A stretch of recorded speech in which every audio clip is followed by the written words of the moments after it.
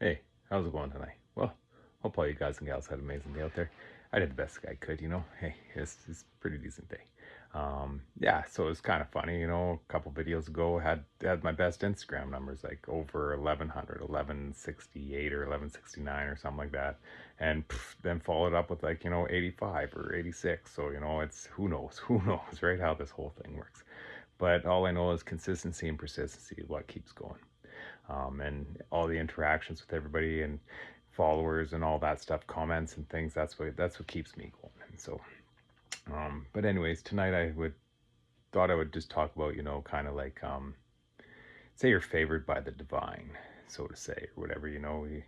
People say you got God on your side or whatnot, or that your higher self, but also the exact same thing as the opposite will happen, right? Because for the amount of like excessive light that you glow, there will be an excessive amount of darkness just looking there to dim you. And it's kind of navigating between those and like having discernment in here, like where that stuff comes from, right? um and sometimes it's like also in here, right in your heart center, right? So you got to kind of have both those things kind of working in unison together to get your intuition and get your discernment. And that's where like I talk a lot about grounding and stuff and going outside and connecting with trees and going, if you're near water, sitting and watching the waves, listening to the ocean, stuff like that. If you're lucky enough to live near a beautiful forest, right? Like I said, go connect with some trees. Like if you're near the redwood forest, like there's some gorgeous trees that you can go connect with. They're old growth, anywhere along the west coast, you have a lot of stuff like that. Things, and I'm sure on the east coast you got just as much beautiful things too.